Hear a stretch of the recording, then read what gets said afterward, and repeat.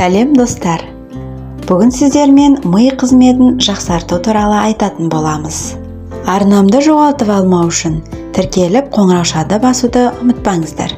Мидың ұйқыны жақсы көретінін білесіз бе? Оны үнемі түртіп тұру керек. Сонда жақсы ойланып, өз жұмысын мүлтіксіз атқарады. Әйтпесе түрлі ауруларға шалдығу қаупі бар.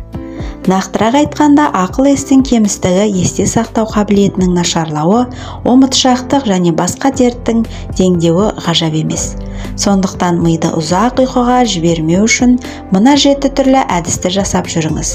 Мидың жақсы жұмыс істеуі тікелей нейропластикаға байланысты. Ал нейропластика түрлі тәжірибенің әсерінен өзгереді. Зақымданудың немесе сыртқы әсерлерден кейін миды қалпына келтіретін мидың қасиеті. Бұл кезде нейрогенез маңызды рөл атқарады. Ол мидағы жаңа нейрондардың пайда болуына ықпал етеді. Өздеріңізге мәлім, адам есейген сайын оның миы жалқау бола бастайды. Ал кішкентайларда керісінше мидың оқуға, білуге ынтасы артады. Қимылдау мидың белсенді жұмыс істеуіне қимыл қозғалысының керемет әсері бар. Әсіресе аэробты жаттығулар нейрогенезге оң әсер етеді. Бұлшықет моторикасы қолдау үшін оттегі негізгі энергия көзі ретінде пайдаланылады. Ал ағзаға қажетті оттегіні алу үшін физикалық белсенділік өте қажет. Аэробты жаттығуларға жүру, жүгіру және бір орында тұрып жүгіру, жүзу, баспалдақпен жоғары төмен шығып түсу, скейтбордпен, конькимен, роликпен және конькимен сырғанау, билеу, теннис және баскетбол кіреді. Осы жаттығулардың біреуін немесе бірнешеуін үзбей жасап жүрсеңіз, мидың қартаюына жол бермейсіз. Оған қоса көздің, бауырдың, бүйректің, өкпенің, жүректің саулығын жақсартасыз. Бұлшық етіңіз шынығып, бойдағы әлсіздікті жеңесіз. Тамақтану мидың ең сүйікті асы, тәтті деп білеміз, бірақ олай емес. Онсыз да ұйқы безі денені әртүрлі тағамдардан алынатын қажетті глюкозбен қамтамасыз етеді. Миды жақсарту үшін қосымша қант жеудің қажеті жоқ. Ал мидың жұмысын белсенді ету үшін қант, бал, торт емес, ащы шоколад жеуге болады. Ол мидың қабілетін дамытуға, ақпаратты жылдам қабылдап өңдеуге, жан-жақты ойлауды жақсартуға ықпал етеді. Қара шоколадта миды нәрлендіретін маңызды фосфор және жасушалық тепе-теңдік жауап беретін магний бар. Сондай-ақ бұл нәзіктік ми жасушаларын белсендіреді, қан тамырларды кеңейтеді және миды оттегімен қамтамасыз етуге қатысады. Ұйқының бұзылуы, Альцгеймер және шизофрения ауруының алғашқы белгілері болуы мүмкін. Мидың жұмысы түнде басталады. Ол барлық дене жүйелерінің жұмысын тексеріп, өзін-өзі емдеу ісіне кіріседі. Сол кезде ми бос ақпараттан тазарады. Сондықтан түнгі ұйқының бұзылмауын қадағалаңыз. Егер адам жеткілікті ұйықтамаса, оның есте сақтау қабілеті де нашарлайды. Ендеше кем дегенде 7 сағат ұйықтауға тырысыңыз. Ұйықтау үшін арнайы дәрі ішуге болмайтындығын ескертеміз. Мейлінше табиғи жолмен жеткілікті ұйықтағаныңыз дұрыс. Темекі шегетіндердің 45% айқыл есінен айырылады екен, ал 14% Альцгеймер дертіне шалдығады.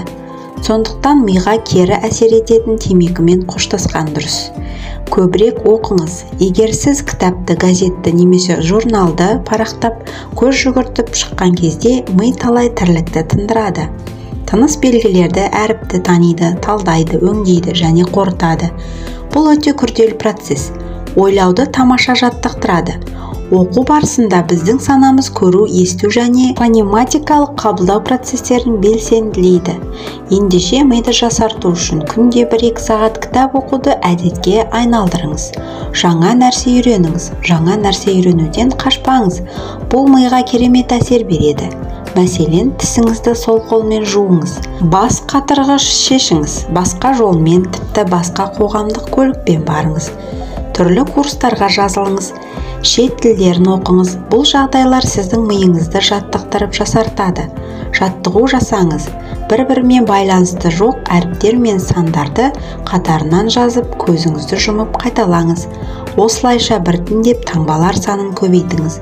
Қолыңызға айна ұстап алып, межелі жерлерге кер жүріңіз. Мәселен, дүкенге бару үшін артқа қарай жүріңіз. Шуға қарсы иммунитетті дамытыңыз. Қатты рок әуендерін тыңдаңыз. Дауыстап кітап оқыңыз. Теледидардың дауысын көтеріп қойыңыз. Айқайлап өлең айтыңыз. Ментальды арифметика жасаңыз. Оның көмегімен санау жылдамдығы ғана емес, сонымен бірге зейін аналитикасы және шығармашылық ойлау, бақылау, есте сақтау дамиды. Әр түрлі бағытта екі қолмен ауаға сурет салыңыз. Мейлі жазу жазыңыз. Геометриялық фигураларды салыңыз. Бұл әрсерде миды жасартуына себепші болады. Ми адам өміріндегі ең қажетті мүше. Оның секунд сайын қозғалып отыруымыз керек. Ол үшін жоғарыда жазылған кеңестерді орындаңыз. Ми қызметін жақсарту кезінде 14 тағам адамға ақыл қосады. Ол таңқурай. Неврологтар жемістің барлығы да мидың белсенді жұмыс жасауына септігін тигізеді деген пікір айтуда. Алайда таңқурайға жететін жеміс жоқ. Ол күйзелістің алдын алады. Сондай-ақ мидың қартаюына жол бермейді. Грек жаңғағы мен авокадо ми жұмысын жылдамдатып, белсенді болуға септігін тигізеді. Жұмыртқа. Бұл тағамда ми қызметін жақсартып, есте сақтау қабілетін арттырады. Арқан балық. Бұл балықтың құрамында омега-3, темір, ми қызметіне пайдалы дәрумендер көптеп кездеседі. Бұны күнделікті жеу есте сақтау қабілетін арттыруға, шығармашылық ой қабілетті дамытуға өте пайдалы. Баклажан ми жасушаларының байланысын жақсартады. Жаңа ақпаратты тез қабылдауға көмектеседі. Кофеин. Көп жағдайда компьютердің алдында ұзақ отыратын адамдар үшін пайдалы. Кофеиннің құрамында антиоксидант пен амин қышқылдары мол болғандықтан ол күн ұзаққа адамның сергек жүруіне көмектеседі. Қара шоколад адамның көңіл-күйін көтереді, зейінін жақсартады.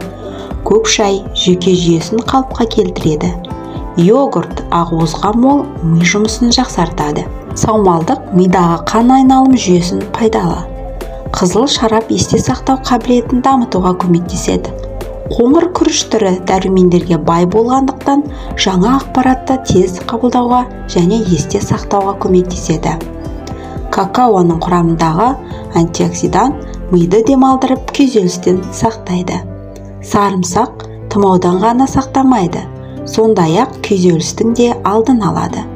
Миыңыз белсенді жұмыс жасасын десеңіз, тәттіден аулақ болыңыз. Себебі конфет сынды тағамдар ағзадағы глюкоздың ауытқуына алып келеді. Ал бұл адамды күйзеліске, зейіннің бұзылуына алып келеді. Сондай-ақ картоп, ет өнімдері керісінше ми қызметін баяулатып, адамның ұйқысын тудырады. Сонымен бірге диета ұстану, дұрыс тамақтану да ми жұмысын баяулатпай жұмыс жасауына көмектеседі. Ми қызметін жақсартуға арналған кеңестеріміз ұнаған болса, пайдаларыңызға жараған болса, арнамызға тіркеліп қоңыраушаны басуды ұмытпаңыздар. Сіздердің қолдауларыңыз біз үшін маңызды. Сіздермен бірге болған плюс бәріне керек арнасы.